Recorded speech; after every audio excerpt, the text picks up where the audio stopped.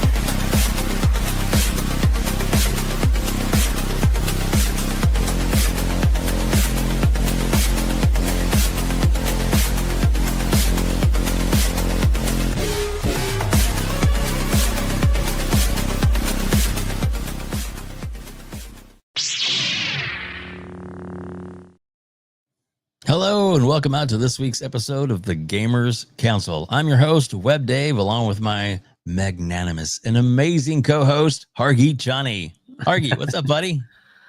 Hey, another week. A lot of fun stuff this week. Oh, Let's get into it. My goodness. My goodness. Started one direction, took a really good turn in another direction. Oh, my goodness. You do have a lot to get into.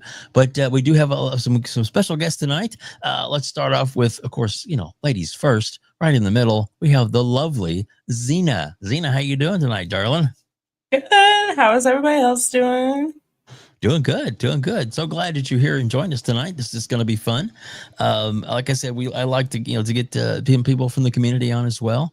And before he even starts in chat, because I know we're going to hear it later. P Lump, I'll play your theme song later. And someday, P Lump, if you're really nice, we'll let you on the show. I'm just messing with him. We'll have him on one of these days. We will, but not today. All right. So and of course we have.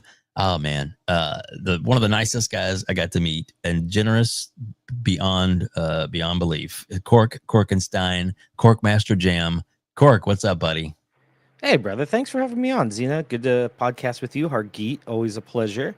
And my co-host, GOLDSHELL here. GOLDSHELL here. That was a little. That's right. GOLDSHELL. Hello, sir. Welcome to the show.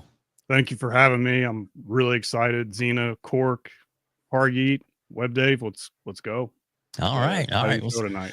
Let's get this thing going. Let's get this thing going. We have a few little things to talk about, but we have a couple of a super chat and a bunch of gifted memberships because I decided to just throw it out with the bathwater. Once they decided that you could adjust the value of a gifted membership, I said, we're going to make it as affordable as possible. We brought it down to $1 for gifted memberships. So it's just $1 to gift the membership.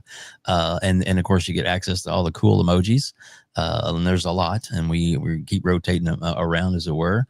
Hargeet, did you want to just kind of at least know who gave some of those? And maybe I think there's one super chat, maybe. Yeah, let's do the super chat. Adidas, how's it going, buddy? $2 in New Orleans. Have a great show. Catch replay later. All right. Adidas, when you're watching this later, thank you, sir. We appreciate you very much and have a lot of fun. And then WebDave, and then WebDave. Ooh, it's 20 total. I don't know. That's 20 right there. So I'm saying it's maybe 30. Oh, 30. Okay. Oh, yeah, 30. I'm sorry. Something else caught my screen. Like that one. Look at that. And then Mr. Farq. Farq. Also, oh no, he just renewed for member for 20 months. He did. But keep looking. And then he added in 10 WebDave memberships. What a great guy. Farq, we love you so much. Farq's amazing. And Farq, he's quite talented. I call him the master of AI. And we'll just we do have we got a membership chat. Let's go throw that one up here as I bring up this picture that he made for us. See it, Hargeet? Sorry, you're good. Yeah. What did you want me to do? Sorry, this one. Oh, there it is. Sorry.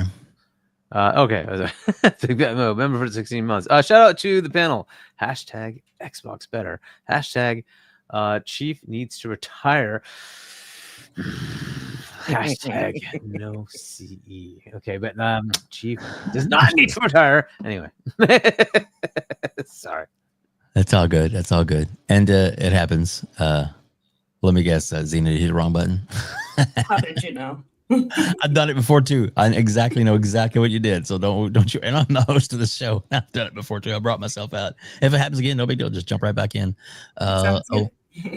There we go. We got this one as well. Silent Cypher, hadn't seen you in a while, buddy. Great to see you.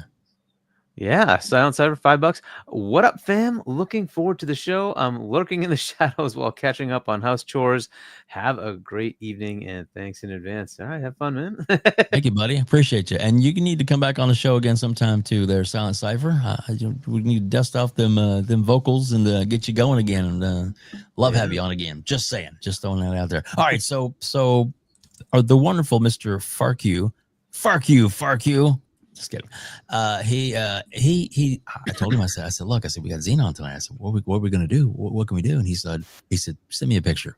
I'll take care of this. Boom shakalaka. There we go. ZINA is a Jedi warrior princess. I love it. Yeah. It looks just like me. It does, doesn't it? He did really good on that one. I mean, I'm convinced that I'm a Jedi now. There you go. And he did a whole bunch more, but there's one more that he did that I'm gonna have to bring it up right now because I think it's right there. It is. That's the one. So we have ZINA, and there's Hargeet, and there's Dirt Griggity. Oh, what happened to Wei Wei? Wait, you made Wei Why Wei. does Wei Wei look like that? Because Wei Wei is an Ewok. Wow. Wei Wei, an Ewok. Oh, I look pretty good right there. Wish I had that kind of hair. Looks pretty good. Wow. And then Shaun, Dut. They made us Jedi's Dut. Oh, so yeah. I don't know if Dirt's in there yet or not, but if Dirt, if you're not here now, then once you hear about this, we'll show it to you. I'll have to send it to him because it's damn good. Yeah. So there we go. And look, he made it onto the show. P-Lump, see, you're on the show. Thank you for rolling up, P-Lump. Oh, wow. Oh, see, ZINA fits right in. I love it. I love it. Oh my goodness. We're gonna have some fun tonight. Welcome to the show, everybody. Yes, it's the bar can only go up from here. That's all I can say. So man. Do we have okay, so we got that cipher. Okay, cool. All right, so we got that super chat out of the way, and I'm sure we're gonna have a lot more discussions. Welcome to the show, everybody. D1, good to see you in there as well. Big B Money, Be Nice, Crispy Bomb. Of course, Farq is in there as well. We do have a poll if you want to check that out. There's Helldivers 2 coming to Xbox. Is this just the start? Question mark? Yes or no? Oh yeah, and then oh goodness. All right, we got boom, we got that. I'm muted. 1 hour, one decision. You just did an interview with him, right? $2. Lurking, but you all hydrate for all the super chats. Nice. We're gonna have to get 1H1D on pretty soon. Try to reach out to him last week. He couldn't make it on last week, but hopefully soon we'll get him on here as well. All right, and then look at this, Spartan, the legend. Wow, 20 WebDave membership, Spartan. Thank you. Thank you, sir. We appreciate that more than you know. And I definitely like it that they're quote unquote more affordable for sure. For sure. And oh my goodness. Then we get another one. We get Farq gifting another 10 WebDave memberships. Thank you very much, Farq. All right. You dropped a link, Hargeet. What is this something you want me to pull up now? This is a potential other topic if we want to take a look at it. Sure. Can we do it now? Of something. Sure, if we want to. I don't know if anybody's prepared for it, but well, that's the best part. We don't have to be prepared. We're on the fly. Share the screen. Boom. All right. And bow. All right. And I'll just to the scrolling, you let me know, and then we'll get to those member chats here in a minute. Yeah, so this is an initiative that games, as we know, if they're live service games, they kind of just get sort of decommissioned, and the servers go away. And in the EU, somebody put up a petition to say, "Hey, we need to do something about that." And that's the Stop Killing Games initiative, and it's hit its milestone that requires the government to take a look. So that is pretty cool, and that happened a couple of days ago. So we will see if this actually gets taken up. Certainly the companies that usually have these live games have all pushed back because of course it costs money, but their contention is you could open source the backend and you could, allow people to have private servers. And I think this is actually a good thing for preservation. If the companies themselves don't want to do it, it's a potential possibility that somebody else could take it up, right? You could just have some sort of, and there are organizations out there to do game preservation. They may just take it up and say, we will fund keeping these things running, or players who want to play it can just fund it themselves, right? And have private servers, or maybe even just pay companies that will host these kind of things for them. But some arrangement that allows games to just continue, right? So, and I thought that was kind of an interesting topic. Instead of all the negative crap of layoffs, this is actually something cool that gamers are doing to say, hey, we want to push back on the industry and actually make a difference. So I thought it was a cool thing to talk about. So most definitely. And again, and Hargeet too, I guess, I mean, obviously what popped in my mind as soon as you said this was a game that was an Anthem. Just got announced that they're shutting it down, right? That's going to be shutting down, exactly, right? And so, hey, you could just get maybe somebody could get the back end of that and say, I'll host it for my own friends or whatever, or whatever potential way we can do preservation for that game. We'll see what happens. But I don't know, what do folks think about that? I don't know, where do we want to start, WebDave? Sure. Well, gosh, we'll start at the top. Corkenstein, what are your thoughts on this initiative that somebody's put out to try and I guess save games and save from shutting down kind of thing, some of the stuff that you spent some good money on?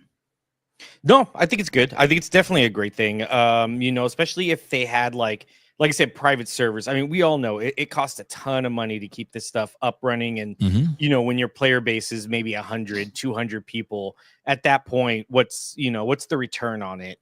So, it makes sense, after something's been up for like 10 years, but for something for like Concord, like where people bought it, all that money, and then 2 weeks later, it's gone. I just killed Hargeet right now. Where, all these people spent money and then now they're just like, yep, nope, sorry, canceled. It's yes, there's the picture. And then they pull it away. This would be a prime use for this, for more recent games or things like that. I think definitely making like a little backup server, or at least making them private, would probably be the best option. Take away the cost, because everybody's looking at it like these companies can just fund these games forever, and they really can't. Eventually you start eating away from the revenue you made, and now that's taking away from future games to develop on. You just can't have this endless black hole that's just constantly eating money, because you won't be able to use those funds to develop more cool stuff.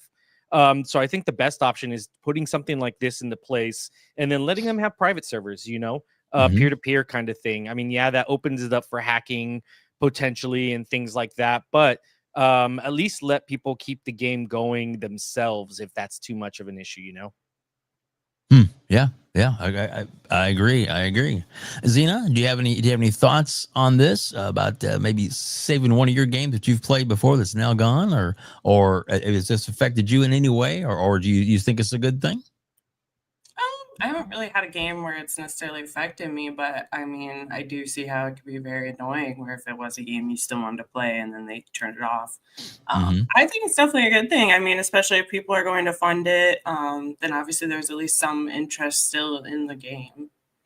Yeah. And then hopefully maybe it'll get companies kind of look at it, at least throw in an offline mode or something like that before they shut the game down. I agree. Some kind of like an option, like you said, an offline mode, or maybe they could not necessarily sell the rights to it, but like maybe offer it up to where they're still making a little bit, or at least it's worth their while to have somebody else take over the curate the online part of it for them without having to without having to really cost them any money or much money at all. Or maybe maybe even they could still make a little money off of it if they were able to let somebody just, even though they've done the hard work, but instead of just throwing it away and making nothing off of it, gives them an option to maybe make a little bit on the backside as well. Maybe. So I don't know. GOLDSHELL, what are your thoughts on this? This is great. And honestly, the modding community is going to come out in full force and help this. Yeah. I think they're in good hands. With this, I'm assuming if it goes through, you're going to break down barriers of any legal action or anything like that, I would assume, right? I would think so. Okay. So Yeah. good thing, give modders an opportunity to kind of save games. It's funny because before WoW Classic, that was kind of what happened with World of Warcraft, because you had people not liking retail, and then you had modders and people in the know on that create Classic servers that became so popular that Blizzard actually came out with WoW Classic. So Yeah. trust in the modding community. This is good. That's a very good point. Very, very good point. I like that thinking a lot. So I'll tell you, my quick on it is that a couple nights ago, okay, so I love some old horror games, right? So I thought, you know what, I haven't played this game in a while, and I'm going to play Friday the 13th. I love that game. It was always so much fun. I get in there, you can either be Jason or you can be the camp counselors. And I looked online. I was like, oh, I have a digital copy. Where is that? And I went and looked around and looked, and I was like, well, shit, it's not even in my library anymore. What's going on? What happened? Guess I missed the memo. They shut the servers down last year, and the game's gone. Just gone. I mean, I had everything unlocked. I had all the counselors. I had all a DLC, everything. It was just a fun game to just go around and hack, slash, and kill and stuff like that. But it was it's gone. Can't play it anymore. It's also off PlayStation as well too. I had it on that as well because it was just a cheap game. And then luckily, which maybe not luckily, because I guess I could only play just the whatever mode. But there, I like when I bought it for the Switch, I bought 2 copies because me and my son were always talk about it. So he put his in and I play on my Switch, and we do the co-op type, co-op split screen type thing. But you could do it, over the internet, as far as Wi-Fi, I guess, basically type playing. So that's the only way I can play it now at all. Other than that, it's completely gone. It just seems so weird that it's just gone. And then coming up, we got Anthem, and it's going to be gone. One of the things I did like that me and him used to play a lot was Phantasy Star Online. And yes, that's the original game that they had that came out for it was on the Dreamcast. It was on the GameCube. Loved that game. We had a lot of fun playing it. You could do up to 3 people, going through missions, clearing out levels and stuff like that. And they had made a PC version. And there's once that servers and all that stuff went down, the PC version became available, which I thought was pretty cool. And then they had the modding community type thing went in, and they made their own private servers, and you can actually still play that to this day. And I'm not even I think it was maybe like 3 or 4 months ago was the last time I played with my son, and we played for like 5 hours, just going through all the levels and shit, just wiping stuff out, just more nostalgic than anything. But it was fun. It was cool to do. But like you said, if this stuff's gone, it's gone. And I used to be on a private server with Final Fantasy 11, which to me I think is superior to 14, even though a lot of people don't agree, and that's cool. But I guess what I started on with 14, because that even was on the Xbox for a while. A lot of fun, man. Final Fantasy 11, that is. And but now it's strictly a private server type game. That's the only way you can play it. I think it was on Steam for a while. I don't know if that's still available to play the actual hard version, but I know it's just I don't know. It was a lot of fun to play. And then of course with the private server, depending on if you got into it or whatever, we were able to get into the community and actually be mods on that. And so we were able to completely overpower our characters. We were just like all the best gear and everything, when you dual wield Kraken clubs, if you've played it, what it's like to do a 30 hit on one boss. Oh wow, that boss is gone. So yeah, it was a lot of fun. A lot of fun. Hargeet, good topic. I like that. I like that a lot. That's cool. Anybody else got any more comments or input? Hargeet, anything else you want to say on that, or your thoughts on this? So yeah, Mhm. I like this initiative, and thankfully somebody's trying to do something like this. There needs to be a lot more digital preservation Yes. that happens. There's a lot of things in that realm that still are kind of not great, but this is one step. Now, even if like older games may not be feasible, maybe they are, maybe they aren't. At least if the law gets passed from this the law passing or law being in effect onwards, games will at least have to do something to make it so that at some point they will be available afterwards, right? So hopefully they will just build in capabilities to say, all right, this is how we'll structure it, that this can potentially happen in case we want to retire it from our end, right?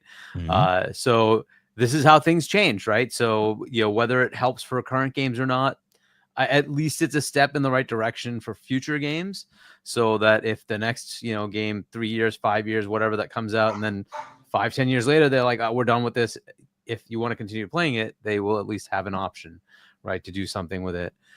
Because it'll be baked in. Hey, it's the law, you have to follow it, and do what you have to do to make it work, right? So I think it's a great step. Let's hope it goes and does something, right? So the milestone gets hit. It now has to be reviewed by the EU. The EU will then do something as to whether they will bother to do anything with it or not, right? So they'll figure out whether they want to move forward with it or not. I hope they do. And I hope there's many, many more measures like this. I hope there are a lot more of these kind of things that we push back against the industry on digital ownership, right? You're basically like, if your account gets blocked, you're done. You lose your entire library. That's crap. Like, that needs to have some sort of regulation that says, no, I paid for all those games. Yeah. You have to give me my access back, right? And right now it's like, yeah, go away, bye. Like, no, that shouldn't be the case, right? It's like these things need to get ironed out. Passing your game library to somebody else, right? Inheritance, whatever that should be allowed too, right? There has to be some way to do it. So like right now, it's all in the court of the publishers. It really needs to go back to the consumers, and that will only happen if we push back. So I think it's great that this is happening. I hope there's a lot more of these that happen, that we push back and say, no, we need consumer rights here. And, you can't just keep telling us what the way it's going to be. We have to say, though, it has to meet our needs too. So, yeah. So this is great. I like these kind of steps. This one seems pretty reasonable to me. They specifically outlined the same thing. Can you make it like just work offline? Can you give us open source backend code? Do something along those lines where we can have private servers, whatever it is, right? Even if we have to fund the private servers, fine, right? So things like that, right? So it's a good step. Maybe there'll be some industry collaboration to make it work, right? Right. But I think it's a good way to push the industry, because otherwise they're just not going to do anything. If there's no impetus for them, they will not obviously put energy into something they don't need to, right? So so I like this is stuff that we are pushing back on them on. Agreed. I'll thank you so much for sharing that with us tonight, because I kind of heard a little bit about it, but I didn't know that it actually finally made it through. And that's awesome. That is awesome. That is good. Well, we'll have to keep updated on that and keep us in the loop as far as like what some of the side effects that might be from this, because it's pretty cool. I like it. I like this a lot, because it's all about gaming, man. It's all about having fun, and like you said, there's no sense in pulling stuff off and pulling away from people. If they're so hell bent to make these games to make money, then there needs to be, I guess a recourse, or at least they need to think ahead, other than just like, we'll make our money and we're done, kind of thing. Because like you said, who wants to just throw money and it's gone? I don't know. Digital, it's different, but it's here to stay. So we might as well try and make the best of it, I'm thinking. All right. Very cool. Good topic, man. Good thing. A good way to get things started.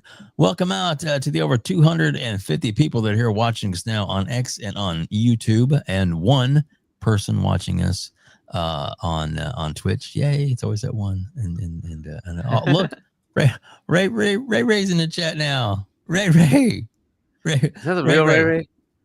Is that the real? Is that the real Ray? Oh, it may not be the real Ray. There's like a couple Ray Rays out there. I don't know, man. There is a couple of Rays. Yeah, I forgot about that. Well, if it's the real Ray, he'll let us know because we got a picture showing him in a little bit if you haven't seen it yet. Sorry. Not the real Ray. Fair, that was very awesome. Way. It's way. Oh, shoot. Too funny. The fake Ray. It's the fake Ray. Well, at least he admits it. We appreciate that. And everybody's chiming in. All right. We do have, I guess, a couple more. Yep. Max City gave us renewed his membership for 5 months. Yep. And then we have DUK now, the Broke Boy Insider. I guess the names are all working again now. Yes. Gifted 10 WebDave memberships. Yeah, that's Thank awesome. You so much, Thank you very much for doing that. So yeah. Oh, look, Infinite Umber is here as well. A lot of great members of the community have jumped in. We appreciate you guys being here very much. Thank you. Yeah, thank you so much. All right. So where do we want to take this beast? Where do we want to head? And I want to go ahead and in this one poll, and we'll get to the next one. So the poll question was Helldivers 2 coming to Xbox. Is this just the start? 91% said yes. 8% said no. Interesting. I'm thinking they're back. Oh, sorry. John Wick. Love John Wick. Anyway, so Hargeet, where do you want to go next, my friend? Let's do the Nintendo one. Nintendo's being sued for bricking Switch 2 consoles. They are being sued for that. All right. So who is interested in taking the lead on this one? We have a big full panel tonight, and I have my thoughts, but you know what? Let's start the other direction this time. Let's start with GOLDSHELL. Shell. So, buddy, what are your thoughts on this particular topic? Which is Nintendo is being sued for bricking Switch 2 consoles. What's up? What do you think? So what's happening is they're taking the MIG cards, right, that have the emulation on it, and they're popping it in and completely losing. The one question I have is with that, because I'm not getting clarification on that. Is it as soon as it goes into the console offline, it bricks it, or as soon as the console goes online that it bricks it? Is it as soon as the MIG card is inserted, or does it have to wait to go online before it kicks in that brick or shuts the system down? Yeah, I'm not really sure. Looks like Hargeet's going to do a little quick research for us in the background. Because what I was thinking is if you're doing that and it does block the access as soon as you access the network, wouldn't you just not access the network before you pop that MIG card in? But then again, is it leaves something on their system that no matter anytime you go maybe online, a cache or something like that.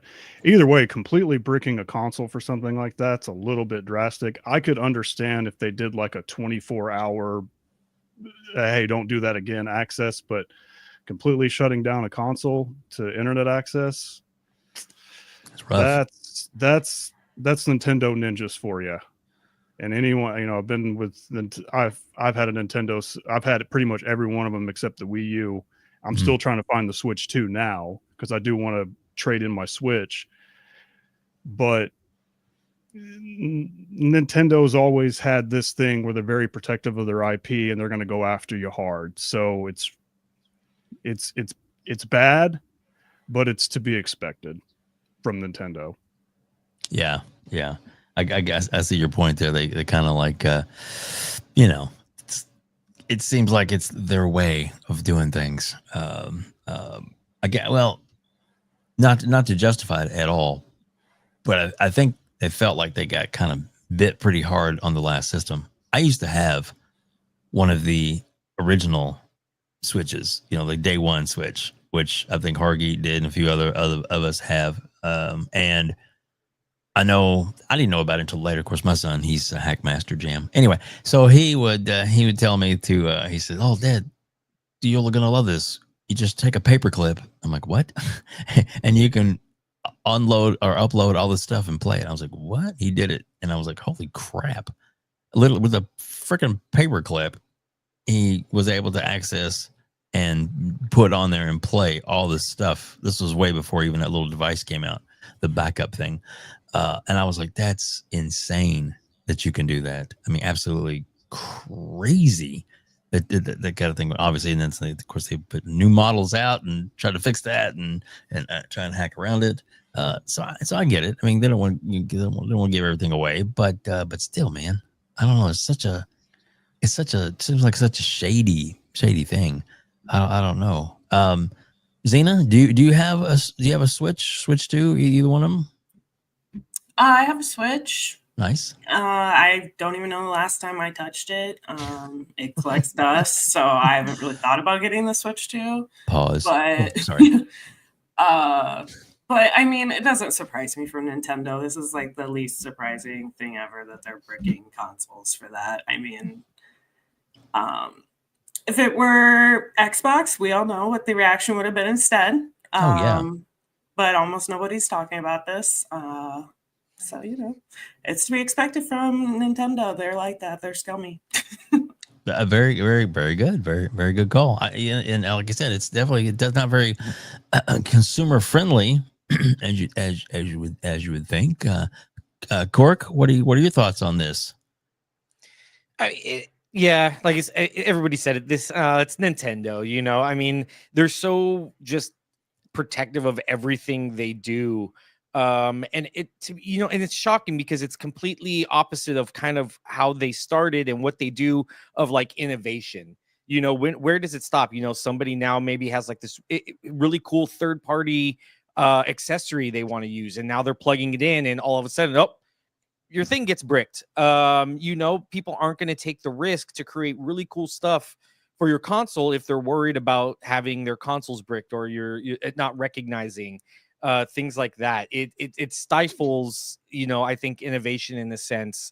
I could totally see if somebody's popping open their thing, putting on a chip, trying to, do some nefarious stuff with it. That kind of makes sense. But I think like Gold said, there should be kind of like maybe a 24-hour, kind of like a tier thing of, like, oh, okay, you got caught, fix it, and, enjoy the console for what it is kind of thing. I'm not a big fan of it. I'm glad Nintendo's being taken to court. They take everybody else to court. So at least now they're getting a little taste of their own medicine, and I hope it passes. Like I said, it stifles innovation. I much rather have people being able to create some really cool stuff that isn't just, and it locks people into that Nintendo ecosystem, which you've already seen it's not going to be very sustainable for very much longer. You could only buy this Nintendo product, and you put people in this walled garden, and it's not worth it to me, in my opinion. That's why, like, I probably, this is the only Nintendo generation I've skipped. I have a Switch one somewhere. It's the very first one too, so I can easily hack it. Yep. Paperclip.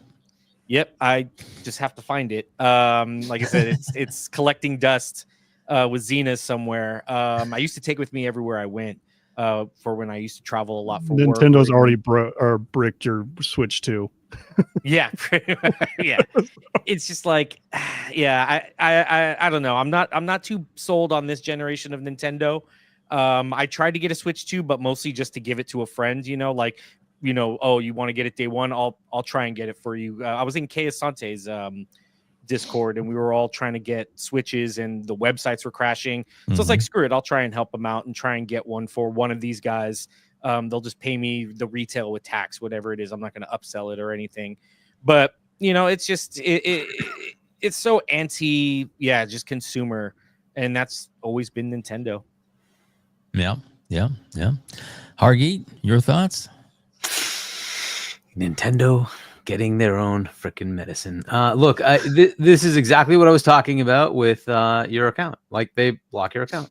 Now what? Let's say you bought a whole bunch of games. What do you do? Right? And so this is the kind of thing that I'm glad that somebody's going after them. Like, hey, you somebody has stuff. You can't just take it away. And like, okay, they tried to do something you don't like. There's also laws in the US that allow you to do backups. That's actually legal. And so is that going to be something they can now counteract? I mean, so look, I'm glad that these things are being brought up now, because all of this has been nebulous. At some point they need to allow these things, right? It's been the law that you can back things up, but we're going to make it hard for you to do that by putting in encryption. Okay, well, wait a minute. What about my backup? So how are they facilitating that? Well, they don't. They just say you can't do it, but that's against the law. Okay, so now who wins, right? It's about time somebody starts pushing against them. The problem's always been the little guy has a very hard time going against multi-billion-dollar Nintendo, right? Now it's the government finally saying, oh, wait, what are you doing? Okay, it's time the government went after you. And I wish, so this, by the way, would have been a great thing for Lena Khan to go after. This would have been awesome for her to go after instead of the stupid ABK bullshit. Like, this is actual bullshit. This, like, it literally is the law that you can do this, and we can't. And all the companies do this crap. They're like, well, so why didn't they go after this? This would have been perfect. Yes, go after it. Fix it. Why the heck shouldn't we be able to do a backup? Right? This is all good stuff. And why should we lose our account? I have stuff in that account. Why did you take it away? Right? Is that not a consumer right? This is the stuff I wish they'd gone after. Right? But look, at least somebody's doing it. And I hope they push back. And I hope it becomes universal, and it's not just a point solution for that one country. I hope it becomes universal. You have to deal with this everywhere, right? So we'll see what happens. We'll see how this goes, right? They're just looking at this one abusive thing that they're doing with locking accounts based on their discretion, right? They're locking the bricking the system, right? So we will see how this proceeds. But I love it. I love that this is actually happening, and it's finally pushing back against these companies that just do whatever they want. Yeah. Right. And it's simply because the companies never had pushback. That's it. It's just that simple. Right. Most other industries get regulated. Right. This one has just been let go because it's just gaming. Well, no, it's the biggest entertainment form, and people spend way more money in it. So it's about time it was regulated. It's about time people started looking at it and say, well, why is this like this? Why aren't we making it better? So good. Good. And like Corkenstein was saying, Nintendo is scummy.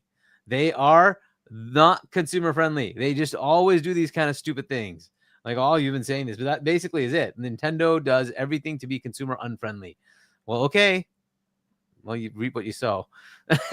So deal with it. I'm happy that this is happening. I hope more countries go after them, because it's really the only way this is going to happen. It's very hard for little guys to go after them. But, a country level can do that. Regulatory bodies can do that. And I hope more regulatory bodies start looking at this and saying, okay, there's a lot of unfairness here, and we need to protect our citizens. So let's see what happens. But I like it. Me too. So Hargee, just to kind of bounce back, I know that not bounce back on you, but I mean that Nintendo, when you sign your new agreement with your new system, Switch 2, you give up all sorts of rights. Right. They had it specifically designed so that you gave up your rights, so you couldn't sue them for this. That systems can be bricked. We've heard horror stories about how people are like, I got it. They said an open box system was returned to Walmart, and it's like $20 less than a normal system. Hey, and the code is still there. I'll buy that one. It's a great deal. And you get home and it's like, it's a bricked one that somebody returned because they screwed up or they cheated the system. And then of course you're trying to go back and get your money back, and they're like, well, I don't know, what did you do? So it's like, what? So two things happen on there. One, you get people that are like really pissed off because they expected to get a good system.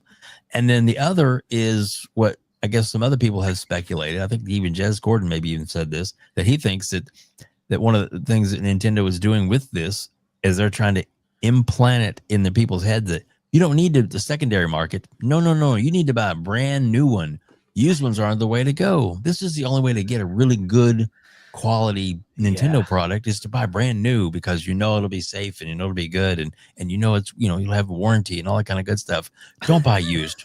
Don't spend money on used things, because we don't make money off that.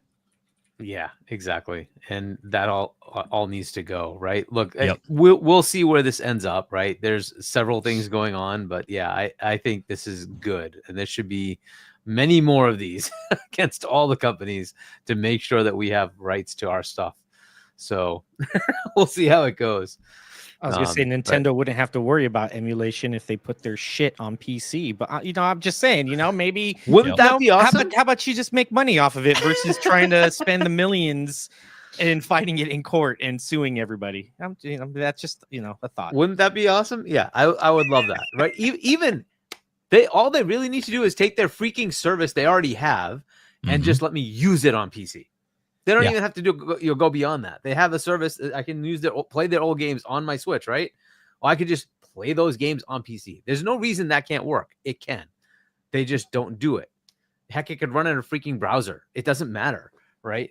And then the new games, up to them. I would love them to release their games on everything. Just at least put it on PC, but whatever. We'll see. Like everybody always assumes it'll never happen. But other things have happened recently, haven't they? Yes, they have. Very interesting things. Oh no, Zina hit the wrong button again. I'm just kidding. Zina, come back. We'll get her right back in here. Don't worry, guys.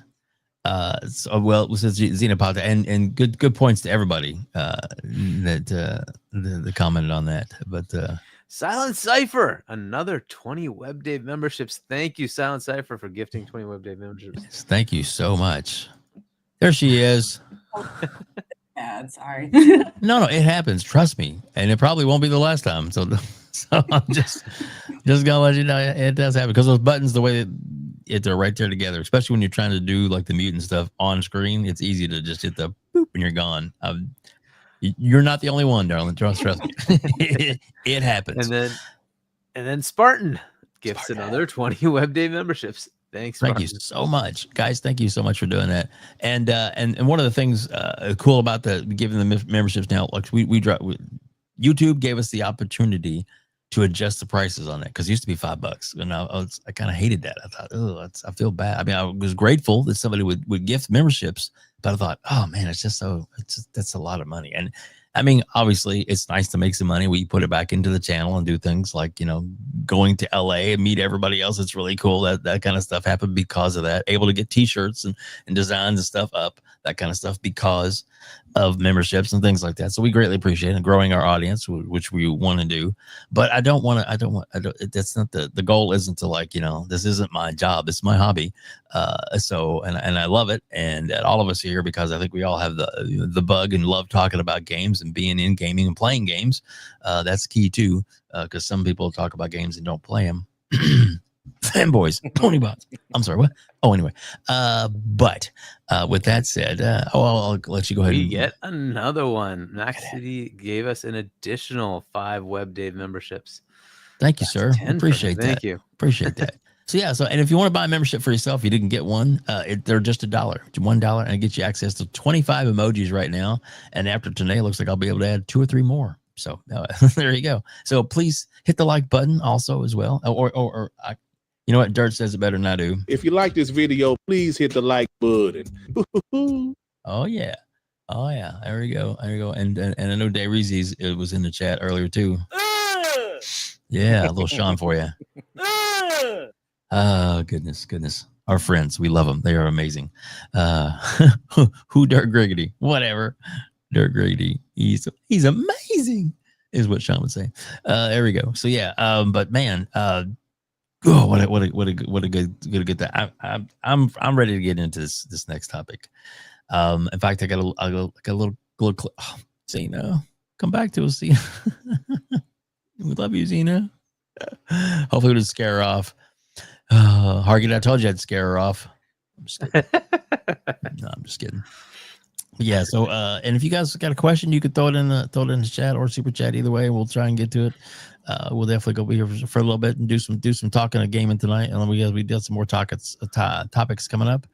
Give it just that. There she is. Hey, welcome back. Hi, I'm back. That's all right. And seriously, it's not a big deal. Not a big deal at all. It happens. Like the button for mute is right there next to the other button. It like just sends you right out. So I get it.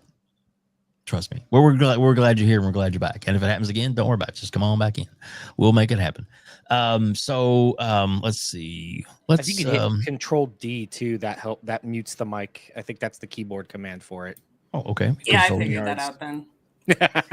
No, yeah. There you go. There you go. So obviously there's some things that happened.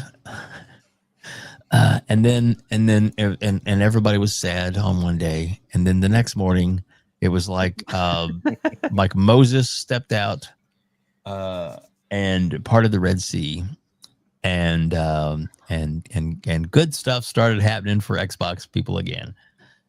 And with that said, you think it was the end of the world for, let's just say, the ponies that are galloping around. Yeah.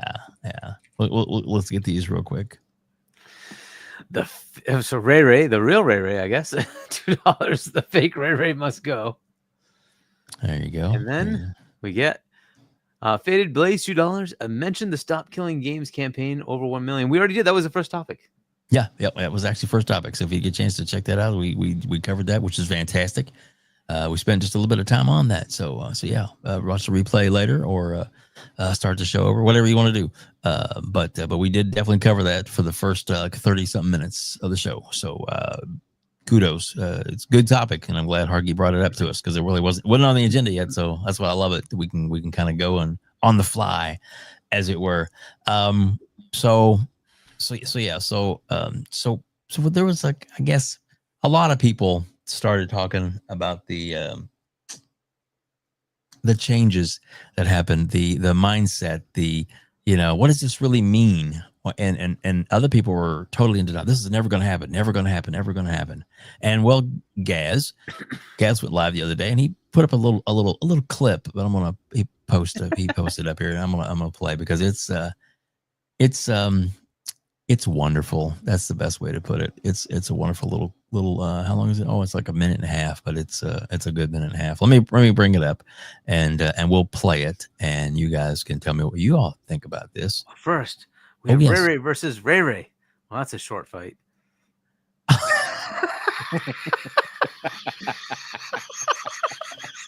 Oh, wow.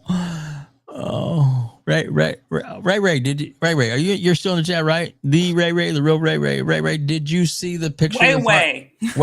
Did you see the picture that Farq made for you? Or disrespect? That's what he says. I don't know if you saw that or not. Ray, I got to show you this picture. I got to show you the picture. So Ray, if you haven't seen it yet, here is the picture that Farq made. Of all of us. So ZINA, there you go. And then there's Hargeet and me. And look, P Lumps, even the Jedi, Dirt Griggity back there, Shaun, and then there's an Ewok. A little furry, cute, adorable little Ewok Ray. Way, the Ewok. So I'm sorry, Ray. Please don't hate me. Way looks so angry and cute, though. She looks adorable. See? Oh. All right, I'll stop. But damn, that's so funny. So yeah, don't shoot the messenger. I'm just kidding. Helldivers is a Sony first-party game. Do we all agree? I just don't understand. I mean, I do understand, like, the Nile isn't only a river in Egypt, as they say. J-Dub, you agree? Yeah, absolutely. It's strange to me, like, because I see people holding on to this idea, and they basically mirror it. And I've been talking to some of my sources about this as well. Craig, you agree? Yeah. Yeah, basically, yeah. Okay, cool. With this Helldivers 2 rumor, where it's like, well, it's happening to you too. And I'm like, Helldivers 2 isn't going to Xbox. Helldivers 2 isn't going to Xbox. Yo, wait, what? Nixon is playing again. Why would they do that? It is what it is. This will be my last PlayStation. Thank you all for fucking up the brand. Fuck off.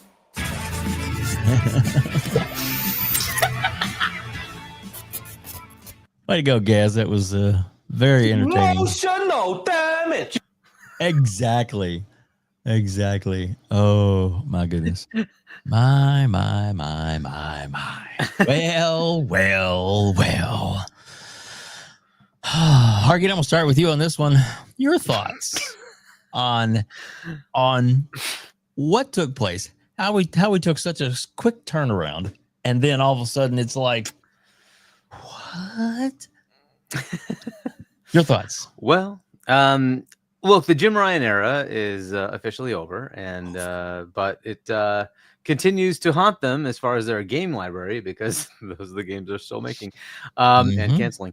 But look, the the rest of it, if people didn't watch the financial update from, what was it, like a month ago, whatever, it was like 2 months ago, they asked this question. There's always this weird scripted thing where they're all sitting on sofas, whatever. But one of them was, the direction from the top is that our studios will no longer be used for marketing our console platform, but for creating profit for those games. What does this mean? So they have changed their entire freaking direction. That's what the reality is. And then we got this canned thing. We think our tentpole titles need to stay exclusive to the platform for a little while, but they didn't mention that part. And then the live service games need to come out on more platforms because we need to make money. Yeah, whatever. Basically, they're going third party. That basically is the ultimate answer. They basically have already made this decision at the top, and it's now filtering down. And then you're going to have all these people say, no, it's only for live games. Yeah, sure. And when the next game shows up, what are you going to say? It's only 4 games. Sure. When the next game shows up, what are you going to do? It is what it is, right? So Nixis is doing this. Why? Because they're planning to do a lot more. You can just expect that the rest of it's coming. Look, it was going to be inevitable anyways. The next Xbox, we already know from Sarabon, is going to have Steam on it. So these games are coming anyway. So now the question is, should they just put them there, right? Because that would happen for Xbox Next. What about Xbox Series consoles?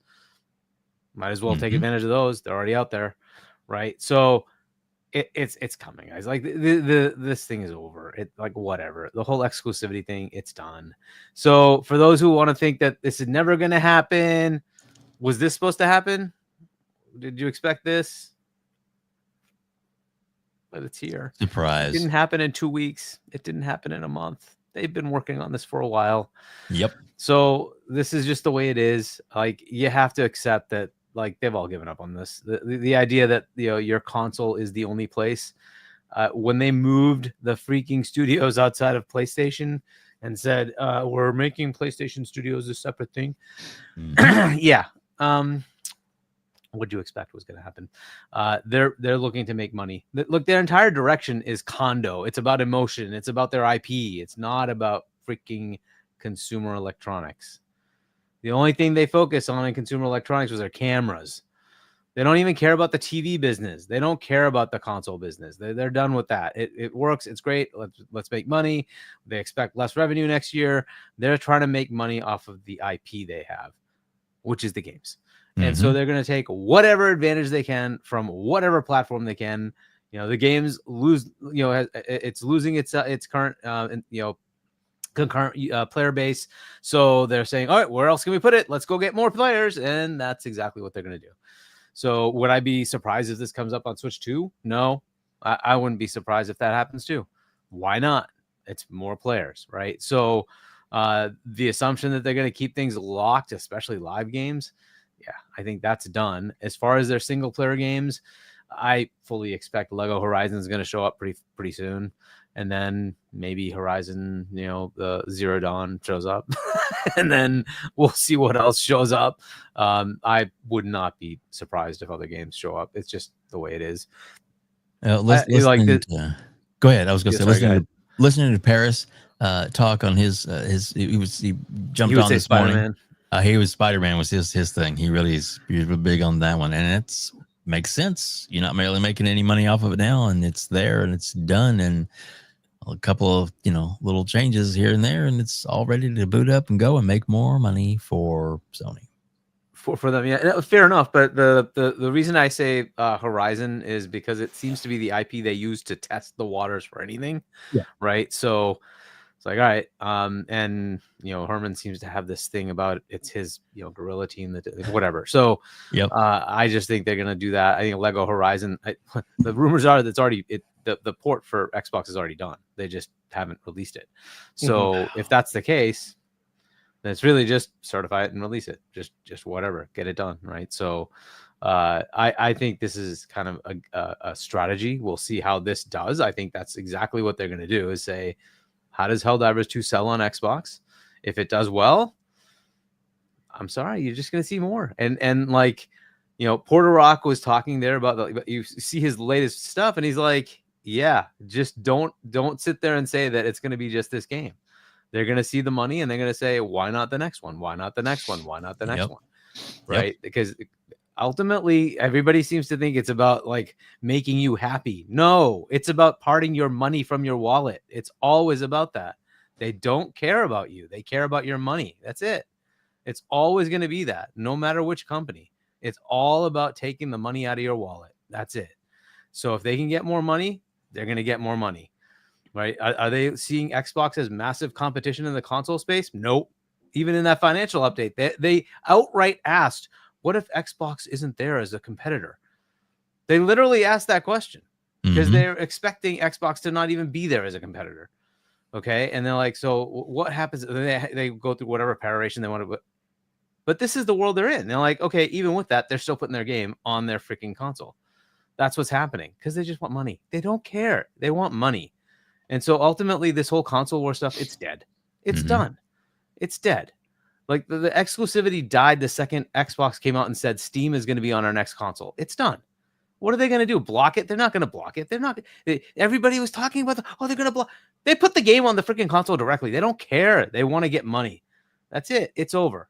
It's over. And keep telling yourself it's only the live games. Yeah. Sure. And then one of the other single player games will show up. They'll show up. They'll show up. And then what are you going to say?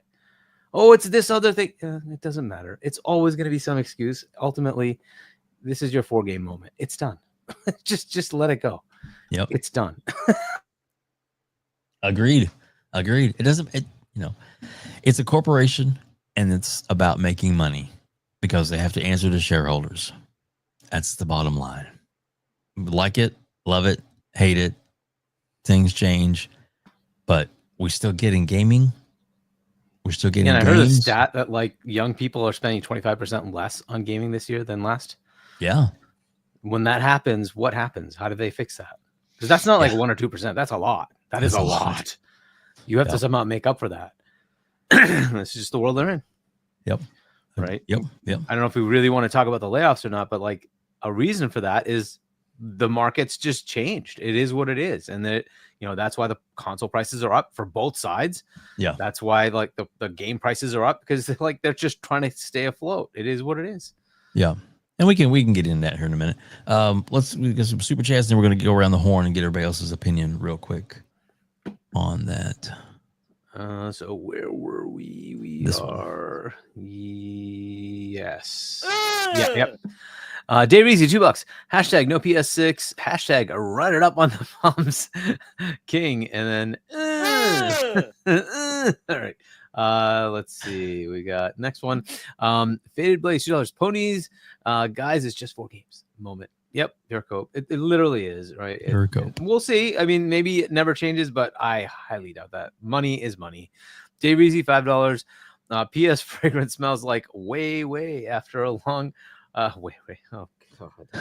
After a long hard day's work making cookies at the keyboard factory and putting the spare tire on his big wheel. Good God. Sorry. Poor Ray.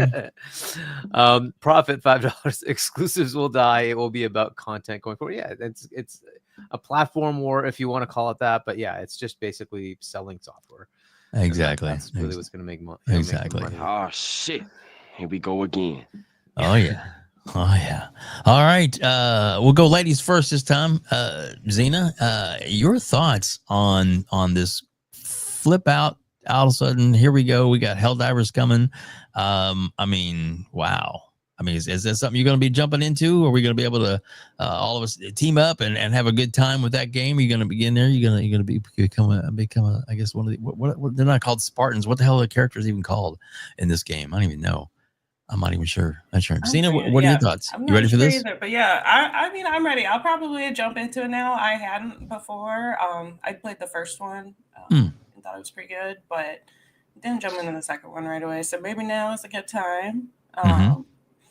But I mean, I wasn't really shocked when I heard the news. I mean, I kind of figured this is the direction that they were going to be going. And I mean, kind of like Hargeet said, there's no precious game. There's no game they are not going to put wherever they can to make money. Because I mean, they just canceled a dozen games, and how much money does that cost? They want to make money, and porting a game doesn't cost that much money. So if they can just port a game, get some money, they're going to do it. Yeah, exactly. I agree with that 100%.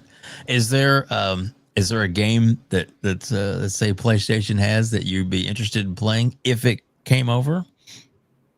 Infamous? Can we have Infamous? It's a good one. I'm still surprised the PS3 stuff isn't ported over. Like, why haven't they started doing that stuff?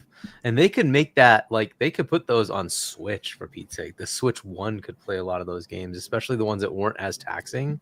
I'm surprised they haven't done that. It's just money waiting to be made. Yeah, totally. It's and that's a good choice. I do like that. I do like that game a lot. And there was a Second Sons. I played that the expansion or demo on that as well. I thought that was pretty cool. So yeah, that's a good call on that for sure. Gold Shell, what are your thoughts on this? Surprised, shocked? Were you freaking out? Pleasantly surprised. Yeah. I had a feeling it was coming regardless in some form or fashion, but I'm definitely buying it. I think we got a couple guys in the Discord that confirmed they're going to buy it, so it's going to be a good time. And Hargeet mentioned about them eventually the Xbox having Steam. Mm-hmm. You could, okay, let's say that releases in 2026. You're probably not going to get really enough adoption until 2-3 years maybe after that. So you're sitting there 4 years not cashing in. Why not use Nixus and start bringing these titles over? And more are coming. And I'm trolling right now, but I believe that Spider-Man 2 is going to come down the pipeline. I think multiplayer, anything that revolves around a TV or a movie will come. And I believe anything licensed franchise. So I believe Marvel, how do you pronounce that? Tokon? That fighting right. game. The fighting game, Tokon, right? Yeah. Yeah, Wolverine, Spider-Man, I think they're coming, and Nixus is about to be put to the grindstone on getting some stuff out. And it's exciting times, exclusivity. And I want to kind of address those reaction videos you posted before. I don't understand that mentality. Like, I'm an Age of Empires fan, and when I heard Age of Mythology went to PlayStation, I was excited for the community to grow. And sure enough, it's jumped from 50 million to 65 million since they've released on consoles and mobile. So that's a lot of growth in Age. I just don't understand why you wouldn't want your franchises to grow. Right. But that's just me. Yeah, no, I'm with you. I'm with you right there for sure. I mean, it's like I said, the whole mindset of that it's, us against them kind of thing. And, when it's, stock market dictates, shareholders that invest all this money who want to see return on their investment. That's what they need to do, man. They want to go where the money is, because that's what it's really all about. Corkenstein, buddy, what are your thoughts on this? Yeah, I mean, I don't, I know what they're going through, when they're talking about, like the reaction video and they're all crying and stuff like that. So, I kind of want to be a little sensitive to them. No, screw that shit. Yeah, that's right. You guys went out here looking stupid console warring everywhere. Oh, this isn't coming up. This isn't doing this. All right, no, screw that. This is my moment. I've been calling this shit for 2 years now, 2.5 years, or 2 years, maybe a year and a half. First thing I said on Boom's podcast was, this is the direction the industry is going. It's gonna happen. How can you not? I made a tweet back in March 24, where we saw that their operating profit was like negative 26% from what it was last year. How do you not? And I even said Helldivers is coming to Xbox at least next year. Yep. It's coming next year. I said it on Discords. Said it online. I got some flack for it here and there, but it was a no-brainer. It's coming. There's no other way that this is happening. This is going to happen nonstop, and it's gonna keep going. They don't care. Companies never cared about the console wars. It was never about the console wars. Even Phil was like, "Oh, it's done with. It's been done with." It's always been done with. Exclusives are not the revenue drivers you think they are. Consoles aren't the revenue drivers you think they are. For how many times? Look at Xbox is dead again for the 20th fucking time. It's how do you think they've stayed alive this long? It's because of live service. That's your moneymaker. It's because of subscriptions. That's your moneymaker. It's not exclusives where you're locking people down to one ecosystem, and now the 30 million, 40 million you could have sold to can't. And you really think a lot of them are going to end up buying one, $800 console just to play one game? It's not going to work like that. You buy into an ecosystem, and the consumers will go where they get the most value. And that's what it is. And PlayStation's really not seeing it. Even Helldivers sold more on PC. PC drove Helldivers more than its own PS port, or its own PS, game. It just doesn't make any sense.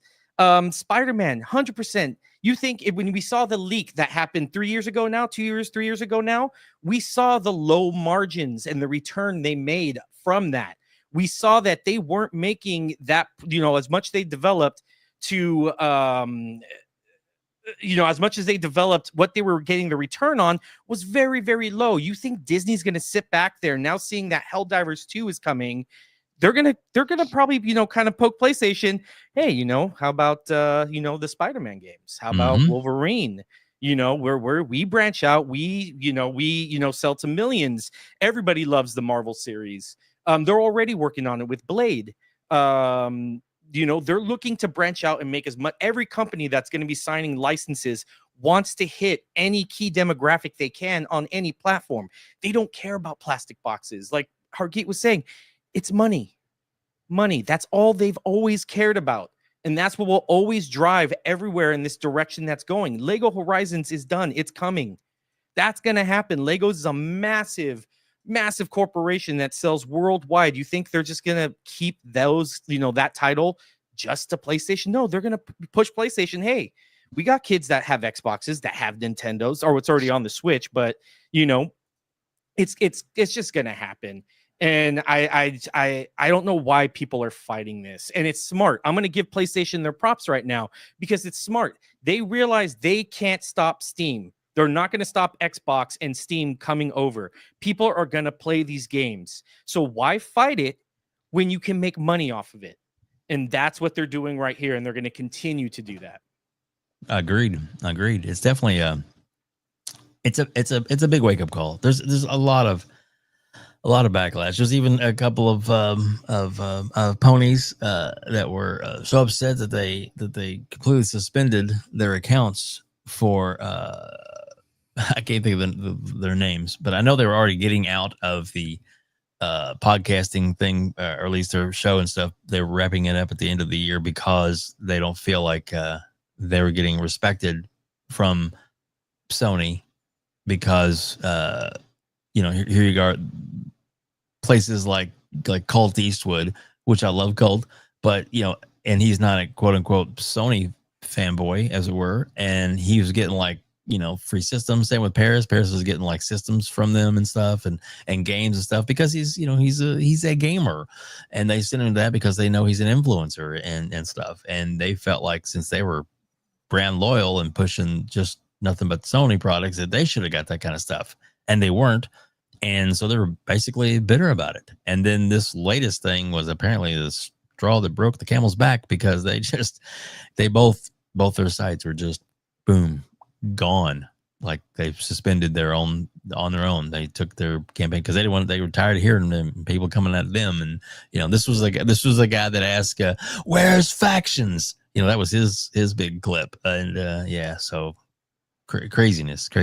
419 people watching us live right now. Thank you so much for being here and joining us. We greatly appreciate that, more than you know. We have a few more super chats we're gonna throw up here real quick. Plus we got more topics stuff to get into.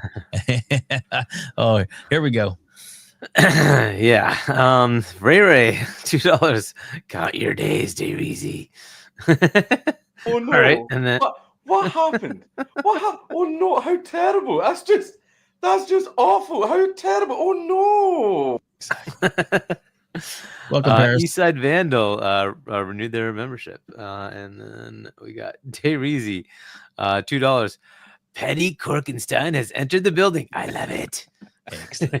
Excellent. I got a little messy there. That's all right. You're allowed to. Renewed their membership. And then Do UK Now, the Broke Boy Insider, $2. How much cash God of War Spider-Man 2018 making now? And that is the problem, right? It's like some things are just like Infamous is doing nothing. It's doing nothing. Why not bring that forward? They remaster like Last of Us 2 billion times. They're going to remake Horizon, the first game. Like, dude, bring back those PS3 games that are just sitting there on a console that's like not useful anymore. Why the heck haven't you brought those forward? You don't have full compatibility, backwards compatibility with that. Bring them forward. There's so many games on that whatever. I don't understand them for not doing that, but heck yeah, like not only those, there's so many more they could bring over, and they could put them on the Switch 1. They get Little Big Planet 1, 2, and 3. You could bring those over to Switch 1. You don't think those would sell a few million copies easy? Right? What are they doing for you? Nothing. And they could absolutely run on a Switch. There's 150 million of them out there. Sony, what are you doing? Like, bring those out. There's just no reason not to. Put them on PC, put them on Xbox, put them on Switch. Get your money. Like, what? What are you doing? Yeah. The other guy said 11 out of 10 in response to that notoriously bad state of play. Oh, I remember that. Yeah. It was 11 out of 10. It was 11 out of 10. That was the one where they first introduced baby steps. Oh my God. Wow. Yeah, look at that Paris's comment too. You can't console war and be toxic and think companies want to work with you. 100%. Like with these guys quitting and leaving and throwing their little tizzy fits and all of that stuff. You can't create your whole persona console warning for this one box. And now when the industry changes, because it doesn't care about you, we are the 1% of people, the hardcore gamers that come. They're always going to chase those, the casual audience. That's where the Fortnite money is. That's where the Call of Duty money, Roblox, Minecraft. It's the casual market. So this 1% of hardcore fans that are throwing this tizzy, they don't care, because they know you're just locking yourself into a plastic box and you're making your whole persona about something where the industry is always fluctuating. It's always changing. And now you got nothing because everything's going to be open to everybody. This is such a great thing, but you rather sit here, cry and complain and whine about my exclusives. Who gives a shit? Nobody. They don't care. Yeah, exactly. Another comment from Paris there. Yeah, I work with Xbox and PlayStation because I love games, not boxes. Exactly. And BT Maverick did renew his membership for 9 months. Thank you. Thank you, sir. Appreciate that very much. It's crazy. It's crazy. I mean, we have a lot of fun, and that's the whole thing. You gotta have fun with this, man. That's why I absolutely love Dirt Griggity and the products that he puts out, and Shaun 786 and the products that they put out, because bottom line is they are having fun. They are hilariously funny and entertaining people, and it's great. And that's what I love about them. And I will always be probably some of my favorite podcasting. Lotus Esprit gifts 20 WebDave memberships. Thank you so much. Thank you so much, sir. It's so greatly appreciated. It means a lot. And yeah, gift memberships are now just $1. just $1 each. So thank you so much. That's why I love it. Dropping the price down is probably the best thing that we've ever done, and giving us the option to do that because it expands the base. We get more people they'll get notifications and stuff because of that. And plus you have access to all the emojis. And if you haven't seen the emojis, there's some good ones in there, and there's more coming now that we're getting this. So I'm gonna put up some of them right now. We got so many that I can't put them all at one time, which I think is hilarious. And Jonas the Dad renews membership for 2 months. Thank you. All right. Awesome. Thank you, sir. Appreciate you. Yeah. And if you want to renew your membership, or if you want to just do a membership, it's as low as $1 if you just want to get one yourself, if you didn't get one gifted. There we go. And we get another one. Do you okay now? The Broke Boy Insider, $2. Did you see Roblox partnering with the Xbox Ally? I did not. No. I wonder what that's about. Gonna have to do a little digging. Quick, get on your research hat. Kids, they play a lot of that Roblox. Yeah. My daughter, she loves playing like Minecraft. That's her thing. Loves it. Loves it. All right. So, and Music 72 renewed his membership for 3 months. Thank you so much for doing that. We greatly appreciate that as well. Hargeet's doing some looking up. I'll try and read this. Yeah, I was just looking up what they're doing. They're partnering in some ways. You're coming to the ROG Xbox Ally and ROG Xbox Ally X. With Roblox and the ROG, you can tap into all the benefits of our platform across more devices. I mean, it's already there, right? I mean, you can play through the PC. So I don't know what's different here. That's cool, though. But yeah, they must be doing something. I'm just not seeing anything specific. But whatever. Maybe there's some content you get with it. Either way, profit $5. So I hear Pony's talking about taking in HD2 when it hits Xbox. Is that what? Helldivers 2. TKing? Is that what? Oh yeah, like killing. Otherwise, they're going to try. Ponies are going to try. Halo Gears on the hardest difficulty. They're more than welcome to try. But here's the problem: Helldivers 2, to my knowledge, is not PvP. It's PvE. Is that not the case? You can team kill, so that's like kind of some of not some of the fun, but you can. So like you'll drop one of like the 50k bomb, and if your guys aren't out, if they don't get out of there fast enough, they're gonna get hit in the blast and stuff like that. So you can. There is friendly fire. Okay, but so not really intentionally you're killing the other side. It's just you mistakenly do so. Okay, I don't know why you'd want to do that to your own teammates, but fair enough. Ray, $2. Grandpa Paris here. Shout out. Nice. Wait a minute. Ray. Paris is younger than I am. Are you calling old, Ray? I'm just kidding. No, I'm old. That's all right. I'm still gaming. Silent Cypher gifting 20 WebDave memberships.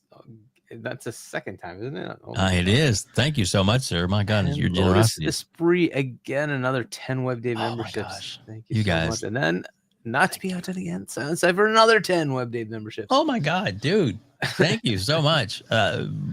Bless you guys. That's amazing. DUK now the Broke Boy Insider, $2. Founder of Roblox tweeted it out on June 8th. Okay, so that was a while ago then. Okay. Still, that's cool. And some kind of any kind of tie-in is great. Great. Yeah, I love it, man. It just helps solidify that the brand is going to be here. They're not dead like a lot of people saying. Oh, go ahead. Here we go. I don't even know if I should read this. You should read it. You should read it. Ray was the stunt coordinator for the Oompa Loompas for Willy Wonka. I wish I had that song. Oompa, loompa, doompa-dee-dee. I'm sorry. I don't mean to. Let's go. Hey, there you go. That one's pretty good. Yeah, exactly. Oh my God. Hey, Paris. Oh, you got to see this. Oh, I got to show Paris now. I got to show. Zena's like, what in the world is happening here? Everything's going crazy. So you see, this is the beautiful Zena, and we're going to show her picture here as well too. But FarQ made this lovely picture for us. Oh, let me get the. I'll put the chat out of the thing. And if you look, Paris, real close at the picture, you see, yeah, there's Dirk Griggity up at the top, and then there's Zena, and then there's Hargeet, and there's P-Lump, then there's myself and Shaun, and then down here is Ewok Ray. He's an Ewok.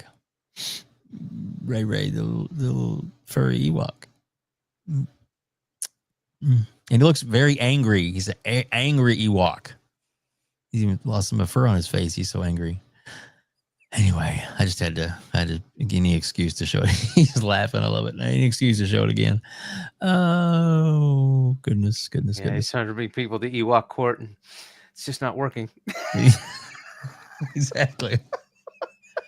Ooh, we love you, Ray, and I mean that. You're the man. I love that we're able to have a little humor, have a little fun. You know, I get called old all the time. Fonz was making fun of me the other day. He said he had to push me around a wheelchair when we were at the game show. He did not have to wake me up either. I woke up on my own after a little nap. Anyway, what? Paris played Mr. Mason in Cooley High. Oh, show has gone off the rails. I love it. Oh, goodness. Zina, you still with us? I'm here. Good. I know we get kind of caught up and crazy sometimes. Hargeet, where do we want to go with the topics as we kind of start to get toward the end? Is there anything topically you want to talk about, or we just want to open the floor to let the buffoonery happen? So I don't know if there's really anything big beyond that. I mean, we already talked about Steam is on Xbox and whatever. Next gen Xbox as soon as 2026. I don't know if we actually covered that already, but we probably have. Yeah, I mean we can go into the everybody's thoughts on the layoffs if you want. Oh boy, let's do it. Layoffs. All right. Who wants to start?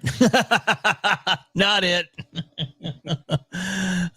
Cork, do you want to start this one? Yeah. Before we start, however, we need to do this. Oh my goodness. Lotus Spree with 50 WebDave memberships. Thank you so much. Thank God I'm not reading out the names. I know, right? Oh my God, we'd be here all night for one thing. Lotus, thank you so much, sir. I greatly appreciate your generosity. It means so much to me and all of us here on the show. So thank you, sir. You're an amazing member of the community, and more people are going to get to know and check it out the show because of you doing that. So thank you so much, sir. We really appreciate it. Thank you. Awesome. So, Cork, how would you like to start this one off? Yeah, layoffs suck, guys. We all know this. Layoffs aren't great. There's actual real people being affected, people with families that, some, especially in this country right now, depend on that income to sustain and support themselves. So let's be respectful of that. I'm seeing a lot of just gross outtakes or people, doing performative anger. I said this on Booms too. You have no right to be angry at these layoffs. You have a right as a consumer to be disappointed, to be upset. Maybe your favorite game's not coming out.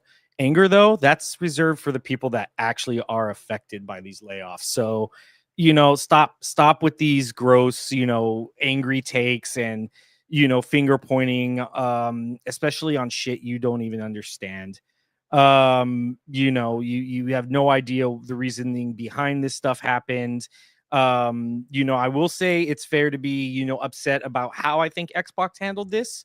Hargeet, you and I talked about it on Booms, and you actually educated me on it that, in Europe, they have to announce, if they're going to be having so many cuts. And I guess that's how it possibly ended up getting out. But I mean, still, once it got out, Xbox waited like a week, and people are sitting wondering about their livelihood and things like that. I wouldn't say Xbox, I would say Microsoft more so. People waited, a week to get this, and that sucks. I think the biggest thing is not why Xbox did it, but how, or Microsoft did it, but how Microsoft did it. And I think that's the bigger issue that I have with it. I understand from some of the things I've heard. I'm not saying it was deserved or anything like that, but there's more to it than just, hey, we're going to close you, throwing pins at a dart on a dartboard, and whatever game or studio it hit, that's who ended up getting the axe. And I feel like that's what a lot of people are treating the situation as. It wasn't as simple as that. And there's actually people at Xbox that really fought for this not to happen. And they, as we can see, ultimately lost. So it sucks. But this isn't as cut and dry as people like to make it or seem, especially on Twitter right now. Kind of, even with the last thing, like we were talking about with you come from a place of understanding. And I've always said this, even with my employees that I manage over, seek first to understand before being understood. And that's something that I've always kind of lived by. And when you do that, you don't have these egregious, horrible takes of like Helldivers, never coming, because you got to think like a CEO. Always, anything you do in life, think as a CEO. Take the ownership, take the responsibility of what you're doing, and put your mind frame. That's the only way you get ahead. It's the only way you push yourself to be more, do more. You have to kind of have that mind frame of a CEO, especially when you do these business, or when you look at the business industry or things like that in any industry. Treat yourself like a CEO and kind of come from a place of, okay, why did this happen? How did this happen? Things like that. And you'll have a lot more better conversation than you would than just outright, this sucks, I'm angry, rah, rah, rah. And like I said, I understand why, Microsoft did this. But like I said, I think how they went about it was probably the most egregious. It's never a good thing when people lose their jobs. And that's just always awful. So let's, kind of be respectful to that. Agreed. Good points for sure. GOLDSHELL, your thoughts? I was laid off 2 years ago, and it sucks, and my heart goes out to them. I really hope Microsoft takes care of them. I'm imagining hopefully there's severance packages. So I don't really want to retread what Cork was talking about. What really the big part as a gamer that disappointed me was Perfect Dark, because that looked like it could ship in a couple months. I got really excited. I mean, as soon as that dropped, I watched that trailer like 11 times. I was pumped. But to see that get shuttered, and then Everwild, so that's a 1-2 punch for a rare fanboy like me to see two potential rare franchises just fade into obscurity. But I did see something Xbox era Sica Mechanico was talking about, maybe giving Perfect Dark to Machine Games. So maybe it's not dead. Maybe they're rearranging, but I'm not going to get my hopes up. I'm just going to go ahead but yeah, layoffs are happening everywhere right now, and you're seeing them in other industries. Like I just said, I was in an industry that was completely separate, and it's just everyone is just lessening their workforce. Yep. And it sucks. But it's fortunately, there's not a whole lot we can do about it on that front, and just hope that the devs are taken care of and can move on to other projects or other industries. Right. Yep. Yeah, I agree. And it is tough. I mean, I actually lost my job a while back, consolidation. So I used to work for US Bank, and they bought another big bank out, Pacific Bank, which was great. A great merger. I mean, huge. I brought them up to, I think, like the 5th largest bank in the world. So it was really, big assets. But when it came down to it, after a couple of months of them integrating into our system, I can say this, I no longer work there. So basically, the job that I was doing, there was someone at their bank that I've been doing it for 10 years, and someone at their company that got merged into ours doing the same job, essentially, and they've been doing it for over 25 years. So did need us both. So I did get an opportunity to maybe change departments, go to another department, and I had just decided that I was, you know what, maybe this is the world telling me it's time to make a change, and I did. I'm glad I did. Obviously, not everybody's works out that good, so I'm not trying to say it's all going to be sunshine and rainbows, because it's not. I get it. There's hard times. It wasn't easy, for us to do it. But after a couple of months, I was able to find a job. I work for a hospital now, a hospital, and I love it because of my job change. I was work from home, sitting behind a desk all damn day, and I ballooned up. Got to be a big boy, as it were. As you people have seen our podcast in the back, you've seen pictures. So yeah, and I was going to keep that in my head.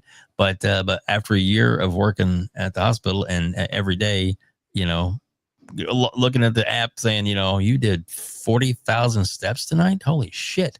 And that was like, just because you're running all in a 9-story hospital and you got to go everywhere and do everything. So it's just what it is. That's that. And just really helped me to, be out from behind a chair. So it was the best thing for me. I lost weight, got a, better place, good mindset, and I'm happy with where I'm at. So it doesn't work out for everybody. I get that.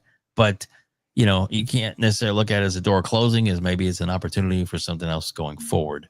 And with that, we're going to say, ZINA, what are your thoughts on this? Do you have anything you want to add, or anything you want to talk, or any kind of experience with this layoff situation? What do you think about it?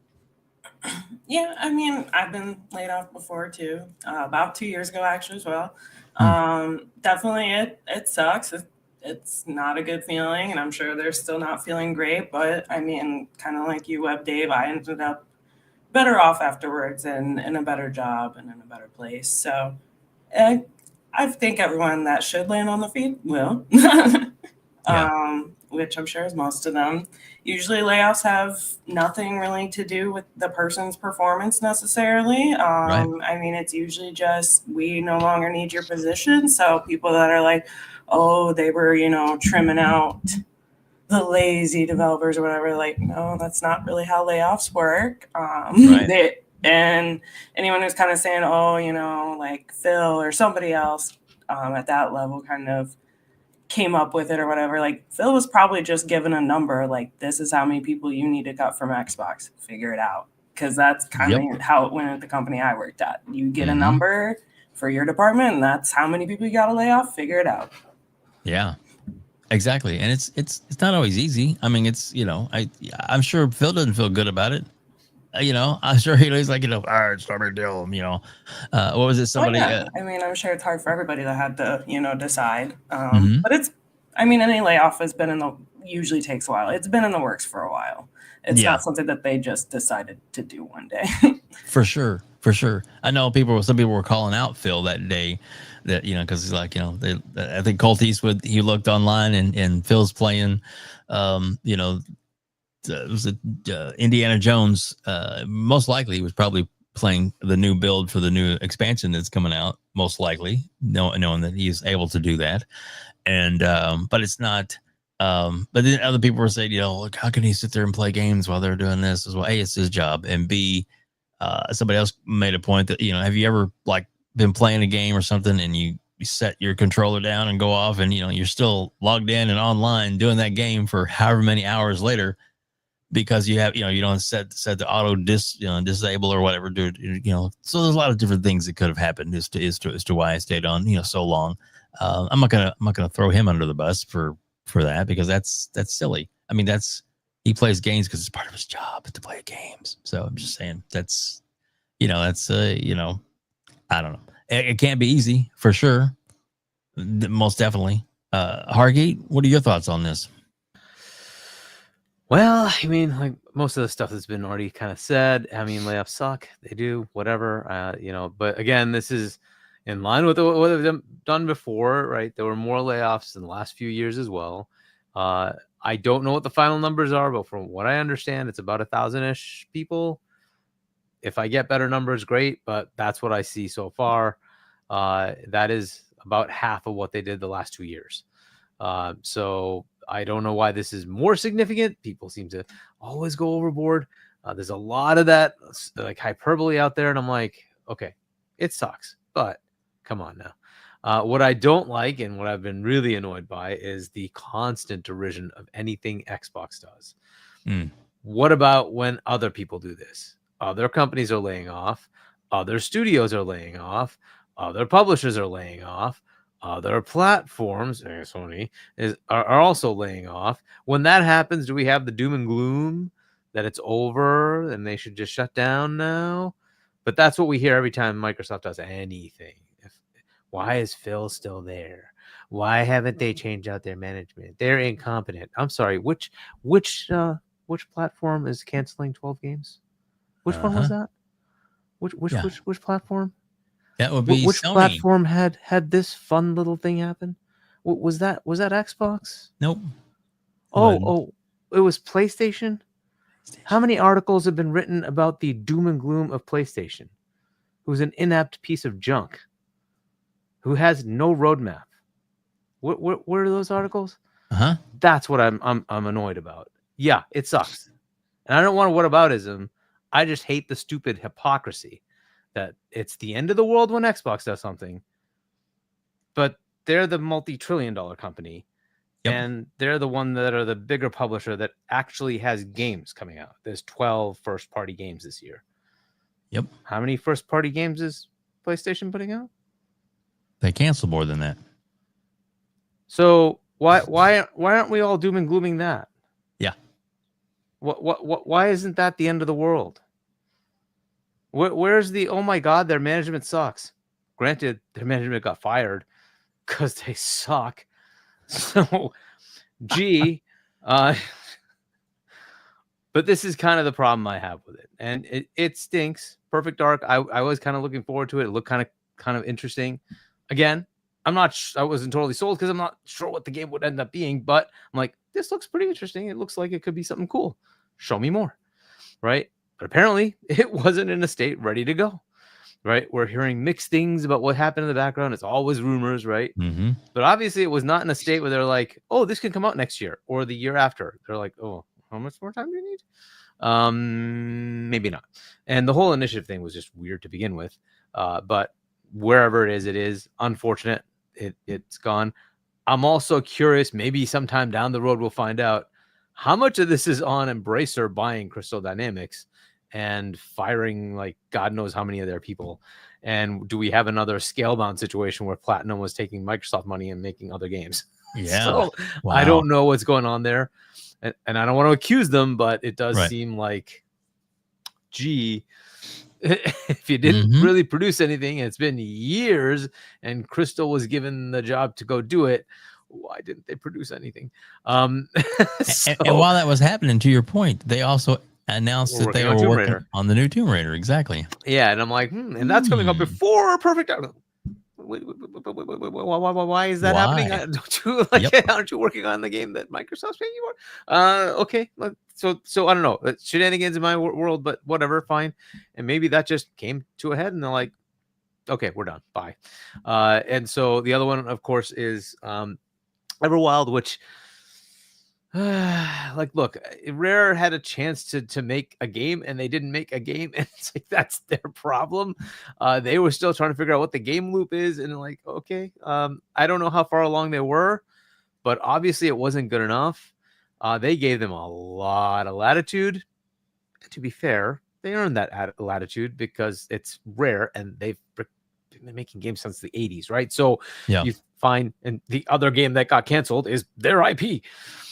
So okay, but it just didn't work out, and like, fine. I was shocked that it didn't show up at the June showcase. I thought, like, by now, if you're gonna get this game out, it should show, right? Even if it's a couple of years out, I want to see it, right? It didn't show, so I'm like, okay, that's not good. So was I shocked about Everwild? No. Turn 10, we'd already heard rumors, right, that there's gonna be some stuff going on with Turn 10. Turns out they cut it in half. I don't know if it's really fully canceled, whatever. We keep rumors about all like it's like done. They're not. It might be that they're just saying, let's focus on what you already put out and then support, what's going on with Playground. But I don't know the full story. That's what I would expect to happen, is like, hey, you have Motorsport out right now. Let's get that to a good level. We're not going to focus on a new game. Just get that going. And then we'll worry about maybe doing a Motorsport again if we want to. But for now, let's just cut our losses and move forward. Just get this game going and then support Playground getting Forza Horizon 6 and Fable out. And now we know, by the way, just as a happenstance of this, that the next Forza that that Phil mentioned that's coming out next year is Horizon, right? It's going to be a Forza Horizon. Now that's pretty much official. It's going to be Forza Horizon 6. Please be Tokyo. So, so that's kind of a given. And then there were other cancellations, right? There was a cancellation for a game that was being developed by one of the original id people, right? And that whole studio kind of shuttered because they pulled the funding from that. Sad, but it is what it is. And then there was the ZeniMax game that was internal, right? They were working on another game, and that got I guess shelved. And they're continuing to do ESO and Fallout 76. Okay, fair enough. I can see them say, hey, focus on those because they work.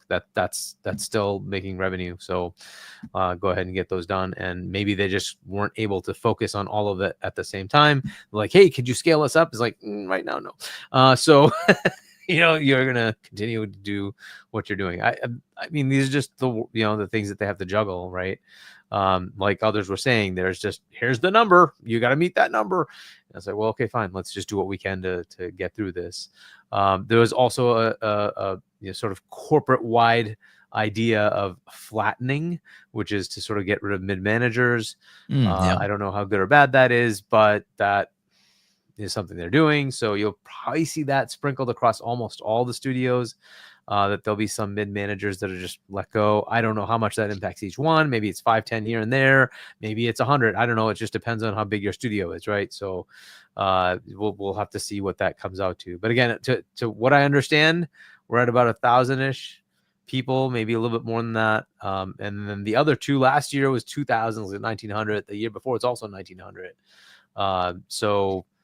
And understand, that's like 20,000 employees. So yes, 1,000 sounds like a lot, but that's also 20,000 employees, right? So you have to kind of put it in perspective, right? So that's kind of why it just seems so large. It's just because they're large.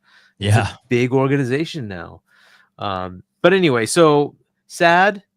Is it the end of the world? We were hearing much worse. We were hearing all sorts of rumors that were much worse. Thankfully, that did not happen, right? Yeah. Turn 10. I mean, I'm sorry, Motorsport, they bumbled that. They really messed that up themselves.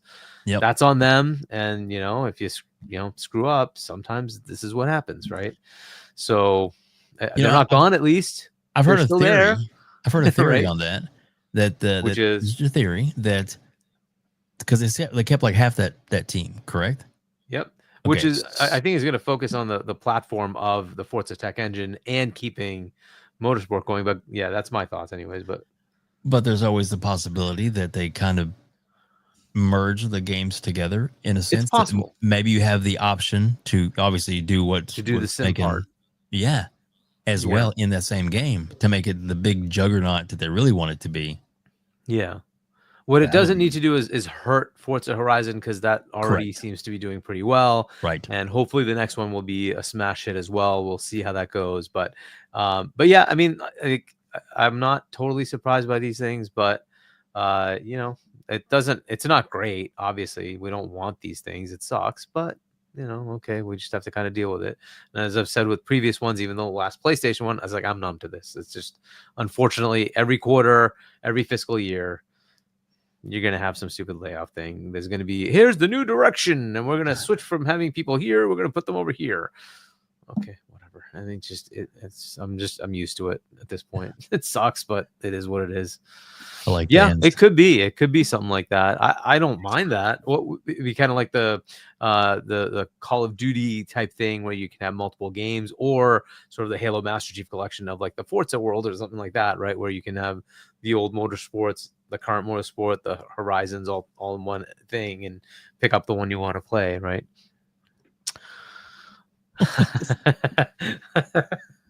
Okay, if you give sugar cubes to ponies, you get a lot of horse shit. Yeah, nice. Humor.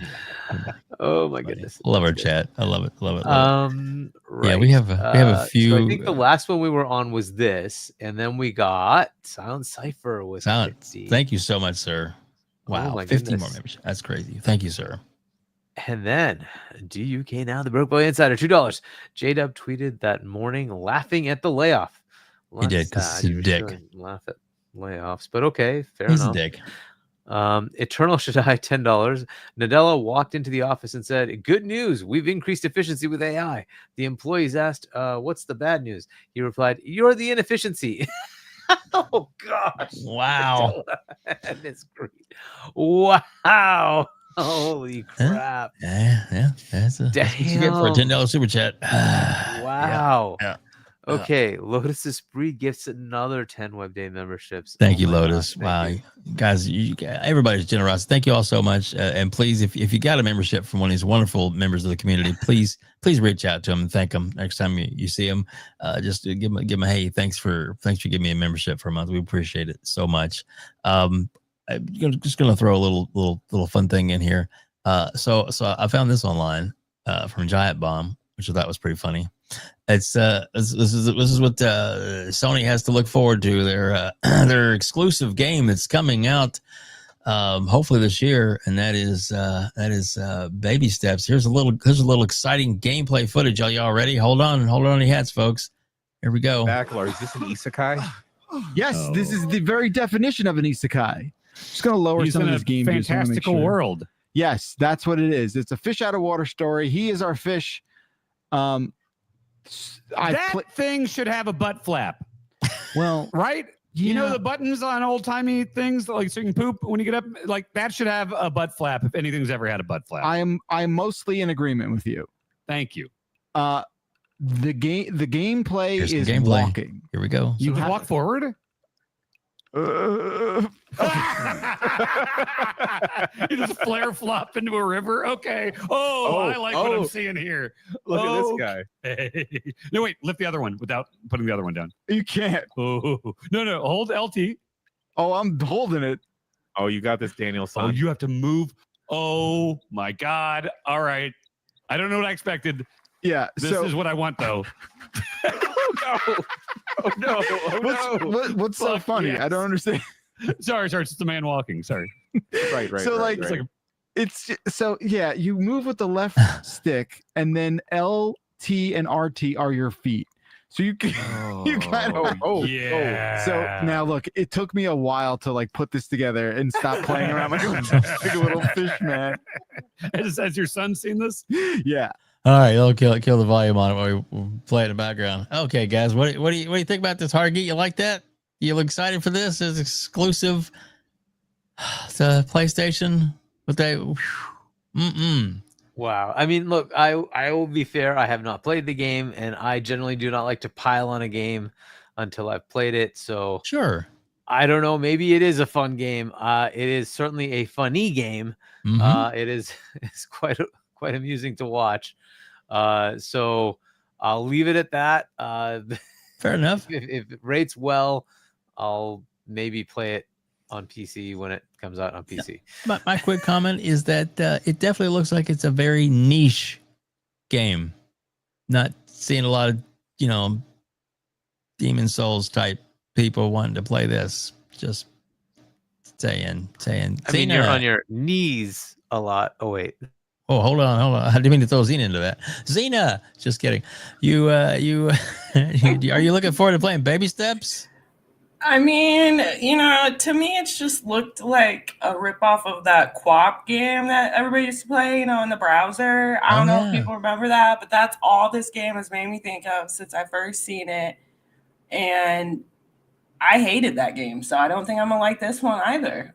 But dude is thick. I don't know why they made him so thick, but he's real thick. And then when they have him on the ground like that, it's a little much. It is a little. I don't know what he's doing there. Hello, hang on now. Asking him for $1. Oh yeah, I agree with it. It doesn't. I'm sure it'd be fun to play for like 5-10 minutes, maybe. I just seem like you get so frustrated with the mechanics. I don't know.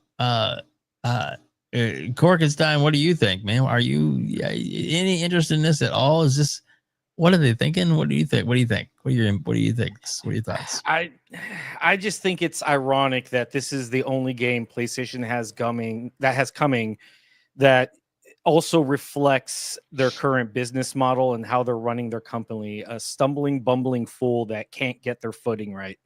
I just think it's Jim Ryan Simulator.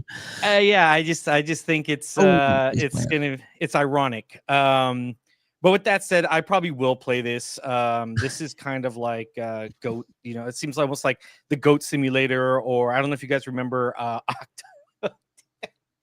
Octodad. That kind of style of play. But yeah, I don't know. I just thought it was ironic that this is going to be one of their games coming, and it's just the perfect reflection of how their company's currently being ran. But yeah, I'll probably end up playing it. I don't know. Is it only PlayStation? I haven't really done a lot of research on it. I saw it and I was just like, let me see where it kind of goes. But I mean, if it's on PC, I'll probably grab it for PC. It's kind of this whole. I think that's what their Giant Bomb was playing, was a PC demo. Okay. Now, Then, yeah. PC or Steam, I don't know where the demo's at, but depends. If it's like a $10, $20 game, maybe. But if they're trying to go 60, 70 with this game now, because I think Octodad was only like $20 or something when it came out, which is kind of similar, if I remember, where you have to move around and all that stuff with your tentacles and things like that. And it's been at 3 different Sony events. They've shown this thing 3 different times. What the fuck? I mean, maybe this is what Cerny was talking about. You think? With flopflation. Oh, too funny. Too funny. GOLDSHELL, what do you think, buddy? What do you think? Cork stole right out of my mouth. I was just about to say a slow Goat Simulator, and I would rather play Goat Simulator. This is actually the first time I'm seeing anything extended gameplay on this, and this looks tedious. So I might have to pass on this. I will definitely check reviews though later, but I don't know. I don't know if this is my bag. I mean, like, I gotta try to stand up. Oh, there you go. It reminds me of the Year Without a Santa Claus. That song, put one foot in front of the other, right? Almost want to have that playing right now.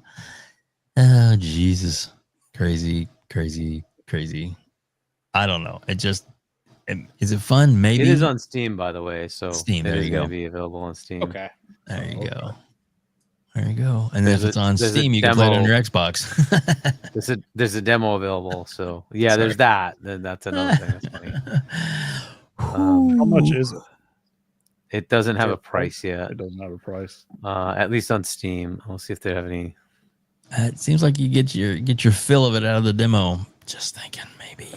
Yeah, yeah, because this is already pretty tedious. Just like watching it, like this would be a good streaming game, you know, kind of like just get some quick laughs. I could see it kind of doing something like that, like Twitch streamers, having quick laughs, and then in like a day or two, something else new will come out, and people will just go to that. Yep. Or Saturday evening drunk with friends. There you go. Too. Yeah. I walk like that normal when I'm drinking. Wee-hee. Let's do it in video game form. Exactly. Put one foot in front of the other, and soon you'll be walking across the floor. That's right. That's the song stuck in your head now. Sorry about that. Oh my goodness. My goodness. Guys, we had over 480 people at one time here watching us live all at once on YouTube and on X and still one on Twitch. So thanks for watching with us. We appreciate you. I think we're gonna go ahead and wrap things up here as I pull baby steps off the screen, because gosh, that was so exciting, so exhilarating. Oh my goodness. Thank you all so much for joining us here. Please don't forget the like button, hit the subscribe button if you haven't subscribed to us. Yes, we're on the road to 4K. We do a show every Sunday night. Only night we don't put a show out is on the Super Bowl, because who would want to watch this when you can watch Super Bowl? Because we're at the same time. And if I could have the Super Bowl on while we were talking games, I would, but they would strike me down. So I won't do that. But every other night, every other Sunday, we'll be here, hell or high water, we're going to be here. So please hit the like button and subscribe button. Share it out to your friends. Let everybody know. Of course, you want to be a member. And again, thank you for all the generosity we had. So many people that gifted memberships tonight, and it's a lot of money, dude. Thank you so much for doing that. It absolutely, me and Hargeet are extremely grateful for your generosity. Thank you all so much for doing that. It really means a lot. We'll start with ladies first. ZINA, please tell everybody where they can find you, where they can reach out to you, because I know you are on Discord and on X, and yeah, let them know and where you're going to be, because I know you're in the chats, and what shows you like to hang out on. Yeah, I mean, you can find me in Discord, ZINA12. You can find me on Twitter, ZINA863. Yeah, you can usually find me in Dirt, Shaun's chat, Ray's chat. Usually, just BSing. And that's good. That is good. Because, I said members in the community, and this was basically pretty much your first time on a show, and I think you did really well. Thank you so much for being on, and hopefully you'll join us again. Like I said, thank it's you just for having me. You're welcome. We're welcome. And it's like I said, we just start talking games, and sometimes we get a little messy, but that's okay. It's all part of it. Let's go to GOLDSHELL. Gold, please tell everybody where they can find you, where they can reach out to you, and what shows you're on. Awesome show tonight. It was actually my first show outside of my own podcast, so this was a lot of fun. Good community. Awesome. You can find me on Twitter at Game Pass Gumbo. I just run the Game Pass Gumbo Twitter. You can find me on Discord, usually in the Xbox era, and then you can see Cork and myself on Game Pass Gumbo. We got some stuff in the works coming up, but nice. That's where you can find us. Or me too. Yeah. That's awesome. That is awesome. Thank you so much for joining us, man. We appreciate it. Hopefully you'll come back and see us again. I thought you did a great job today, man. Thank you so much for being here. Corkenstein, the man with the amazing Tesla. It can fly. I didn't know that Teslas could fly. That man is so fast. I swear to God, man, no offense, I would shit myself as fast as you drive.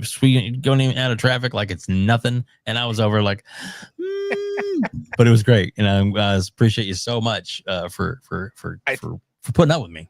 I was gonna say, I think your palm print's still permanently pressed into the oh shit bar on my car, because just hanging out there, just it wasn't that bad. It wasn't that bad. Being here in LA, you gotta defensive drive a little bit. It's kind of crazy, but yeah, man, thank you for having me. Awesome community members here.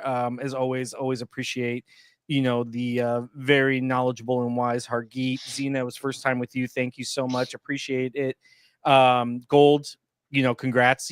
Pop in. Yeah, it's technically his cherry popped for going outside of the. Whoa! We shagged him rotten. Anyway, what? Stop.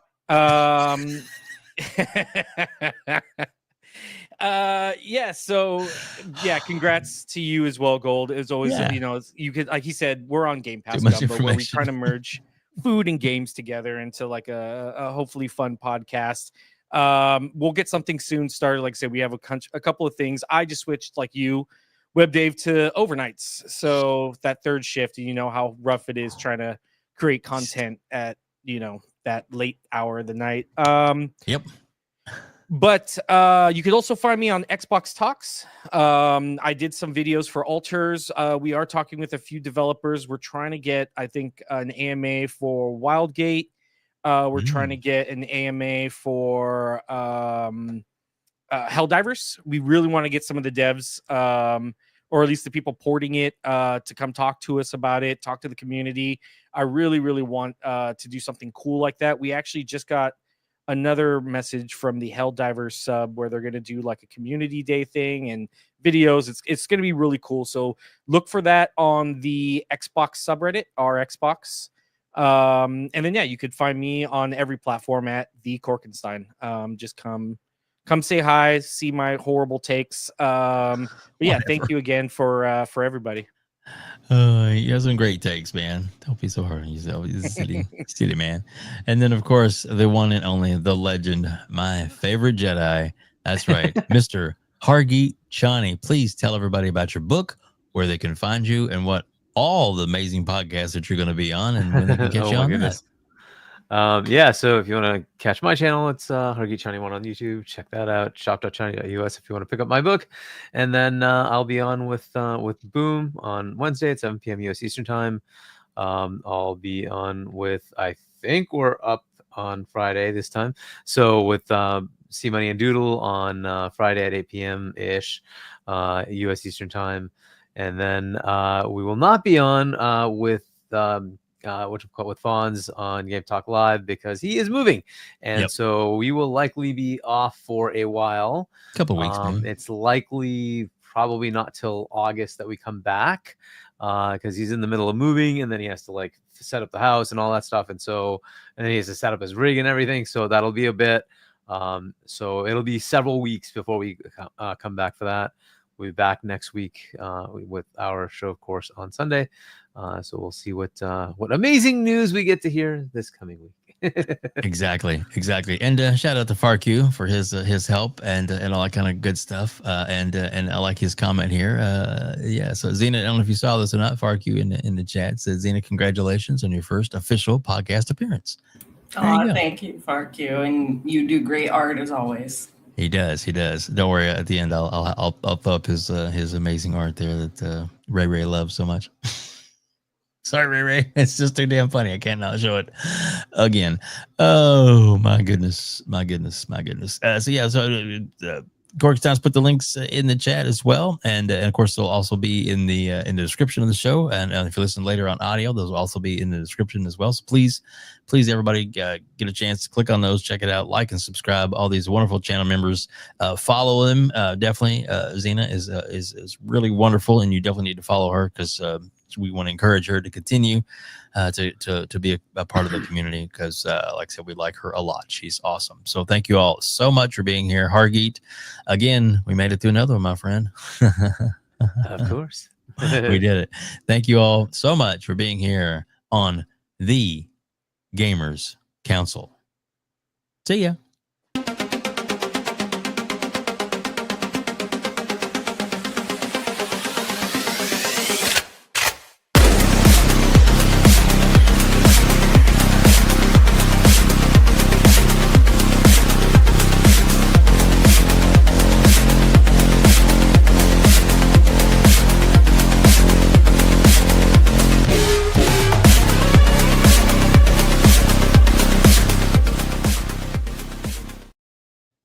I'm going to need to update those graphics.